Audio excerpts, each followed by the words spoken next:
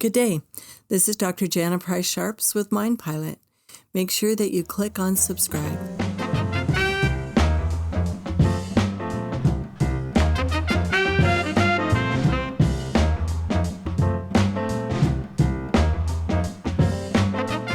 Today we're going to talk about my one rule to have a great relationship. This may sound very prosaic, but it works. My one rule is be nice. I woke up one day and I asked myself, would I be married to me? That sounds like kind of a weird question, but I thought, would I recommend myself as a mate to somebody?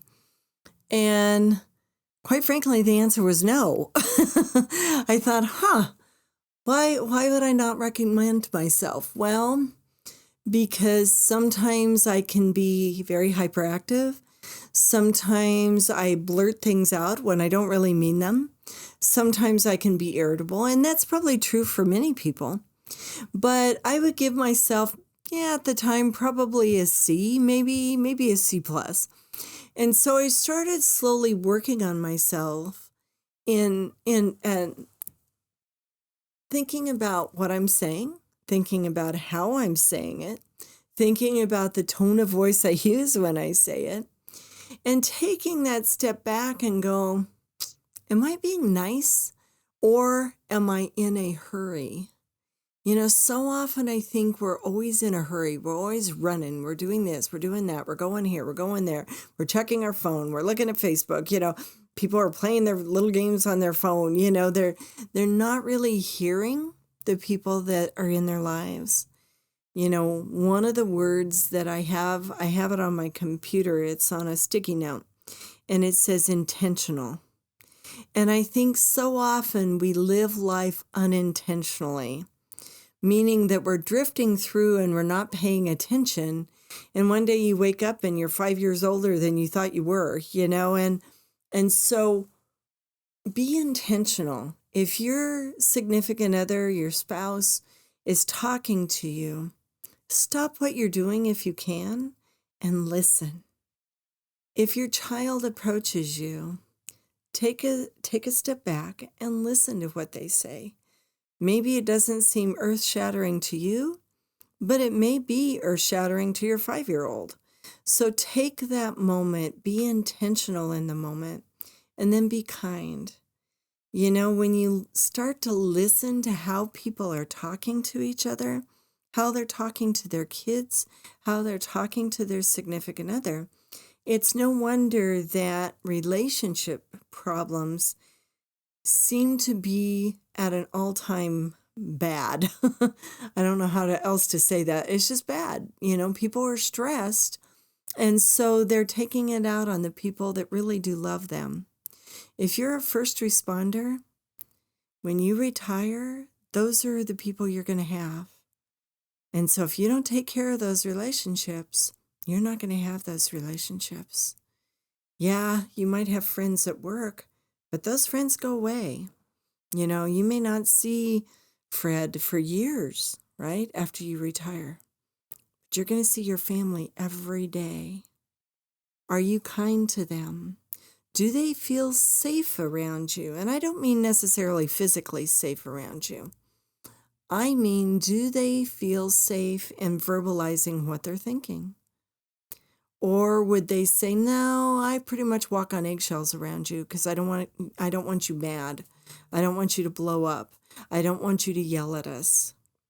Would they say, I trust my heart with you? One of the exercises I've done in the past, and I think I may have mentioned this on another podcast at one point, I'll hand people a Kleenex box and I'll say, pretend your heart is in that Kleenex box. Would you hand that to your mate? And it's interesting. It's a very visceral reaction people will have. I've had people clutching that Kleenex box like it was a piece of gold. And they're like, no way. Nope. And I'll say, why not? Because it's not safe. My heart isn't safe with that person. So you need to think about, what would your spouse or significant other say? Would they say that their heart is safe with you? Would they say that they feel safe mentally with you? Hopefully, they will say that they feel physically safe with you. And this isn't just for my first responders, because I've treated a lot of first responders that are being battered by their wives or their husbands. So this is for everybody. Never, ever put hands on anyone in anger, because you destroy that connection. It's interesting when you look at the research, and I know this upsets people, but hang in there with me. The research shows that women put hands on guys in anger more than guys put hands on women. Now, the guys do a lot more damage. You know, if a guy hits you, you're much more likely to have something break or severely damaged in general than a woman. That's not always true, but in general. But it's never okay for anybody to put hands on in anger, ever. But also watch your words, because people remember your words for years. Do you remember something somebody said to you when you're in grade school that still bothers you, that you've kept with you? Do you remember something that your spouse or significant other said to you years ago and you're still holding on to that? Words are very, very powerful. I've had students come up to me years later and say, I remember I had you 10 years ago and you said whatever in class. I don't even remember saying it sometimes. Words are very powerful, and they're powerful in that they can help heal or they can help destroy. Are you part of the problem or are you part of the solution? So often I think in relationships, we start pointing at the other person and saying, if only you were this way, we would all be okay. But the reality is, both people in the relationship have to work on themselves. They have to take that step back and go, if I rated myself as a spouse, what grade would I give myself? And if the grade is less than an A+, then start doing some work. What do you need to change? It is amazing when you start saying, hey, I'm going to the kitchen. Would you like something to drink? Hey, I noticed you did the dishes. Thank you so much. I've had many people say, well, that's their chore. That's what they're supposed to be doing. Really? Do you like to be thanked for things? Do you like to be noticed for the things that you do? Those things are important. All of those add up. So the next time, find something that your significant other is doing right. We're quick to find what they're doing wrong. Be quick to find what they're doing right. It is amazing when you do that simple shift, and this is true with kids as well. When you do that simple shift, finding what your spouse or significant other is doing right and saying, thank you. Wow, I noticed that you cleaned out the refrigerator today. Thank you so much. I noticed that you made the bed. You know, I really appreciate that. Little things add up. And then one day when you do blurt something out, and you did it unintentionally, you have built up some trust. You know, some of my friends call it the marital piggy bank, right? You've built up some stockpile in that marital piggy bank or that relationship piggy bank. And so when you have to withdraw, there's still money in there. But if their family is always on eggshells around you, then if you blow and you get really mad, you don't have anything left in that bank. You're bankrupt. Okay? So I want you to take that step back and ask yourself, how am I doing as a spouse or a significant other? And for that matter, this is a different episode, but how am I doing as a parent? Do people want to be around me or do they avoid me? Do they think they're walking on eggshells because I've been so grumpy? I am so irritable. Or are they like, oh, great, mom or dad is home. I can't wait to see them. My spouse is home. My significant other is home. Awesome. How was your day? What do you think they would say? That's a reality check. If you ask them, do you feel like you're walking on eggshells around me? And then if they say yes, don't get mad. Don't get defensive. Put a plan in place to change it. Okay? Don't let that hurt you. Let it be information that guides you to be better. We're all works in progress, folks.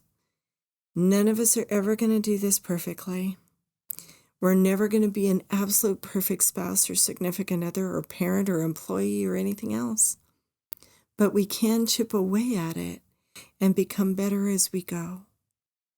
Move forward. Figure out how to be a little bit better.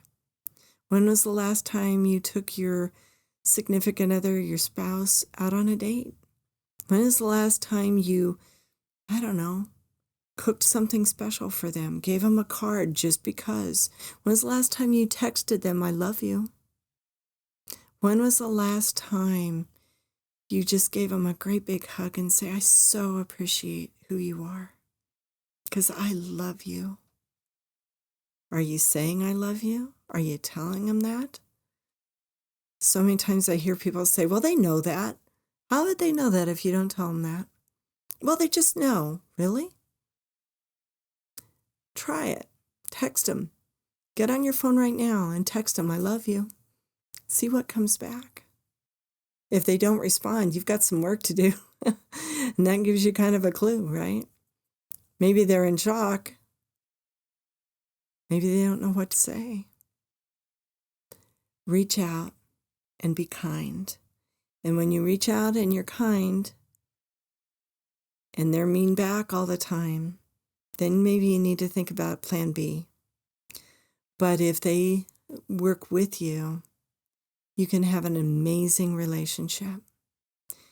But you have to be kind.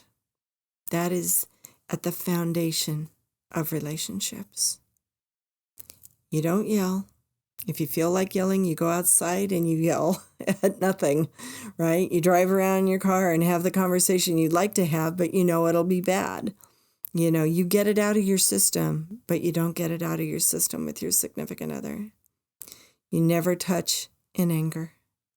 You never call the person bad names. Okay? If you can't play in the sandbox nicely, get out of the sandbox and go for a walk. Okay? Because your relationship is going to be so much better if you take the time to do that. And you know what? You deserve to have a happy life. And if you have a happy relationship at home, it really contributes to that happy life. You deserve that. So consider being nice. You have a wonderful day. Thank you for joining Mind Pilot. This is Dr. Jana Price-Sharps. Don't forget to subscribe.